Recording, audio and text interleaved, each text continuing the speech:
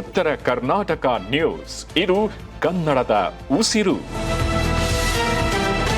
ಬೀದರ್ ಜಿಲ್ಲೆಯ ಬಸವಕಲ್ಯಾಣ ತಾಲೂಕಿನ ಯರಡಗಿ ಗ್ರಾಮದ ಜಮೀನುಗಳ ವ್ಯಾಪ್ತಿಯಲ್ಲಿ ಕೆಂಪು ಮಣ್ಣಿನ ಅಕ್ರಮ ಗಣಿಗಾರಿಕೆ ಹಾಡುಹಗಲೇ ರಾಜಾರೋಷವಾಗಿ ನಡೆಯುತ್ತಿದ್ದರೂ ಕೂಡ ಇಲ್ಲಿನ ಅಧಿಕಾರಿಗಳು ಕಣ್ಮುಚ್ಚಿ ಕುಳಿತಿರುವುದು ಭಾರಿ ಅನುಮಾನಕ್ಕೆ ಎಡೆ ಮಾಡಿಕೊಟ್ಟಿದೆ. ಯರಡಗಿ ಗ್ರಾಮದ 346 ಸರ್ವೆ ನಂಬರ್ನಲ್ಲಿ ಜೆಸಿಬಿ ಮೂಲಕ ಕೆಂಪು ಮಣ್ಣನ್ನು ಅಗೆದು ದೊಡ್ಡ ದೊಡ್ಡ ಟ್ರಿಪ್ಪರ್ಗಳ ಮೂಲಕ ಮಣ್ಣನ್ನು ಸಾಗಿಸಲಾಗುತ್ತಿದೆ. ಇದರಿಂದ ರಸ್ತೆಗಳು ಸಂಪೂರ್ಣ ಹಾಳಾಗ್ತಿದ್ದು ಮತ್ತು ಧೂಳಿನಿಂದ ವಾತಾವರಣ ಹದಗೆಡುತ್ತಿದೆ. ವಿಪರೀತ ಮಣ್ಣು ಅಗೆಯುವುದರಿಂದ ಭೂಕಂಪದ ಸಂಭವ ಹೆಚ್ಚಾಗಿದೆ. ಅಧಿಕಾರಿಗಳು ಅಕ್ರಮ ಕೆಂಪು ಮಣ್ಣು ಗಣಿಗಾರಿಕೆಗೆ ಕಡಿವಾಣ ಹಾಕುವಲ್ಲಿ ವಿಫಲರಾಗಿದ್ದಾರೆ.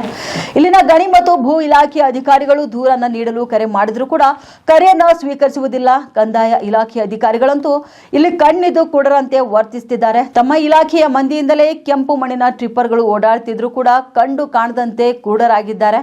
ಮುಂದಿನ ದಿನಗಳಲ್ಲಾದರೂ ಅಧಿಕಾರಿಗಳು ಅಕ್ರಮ ಕೆಂಪು ಮಣ್ಣಿನ ಗಣಿಗಾರಿಕೆ ಕಡಿವಾಣ ಹಾಕ್ತಾರಾ ಎಂಬುದನ್ನು ಇದೀಗ ಕಾದು ನೋಡಬೇಕಾಗಿದೆ.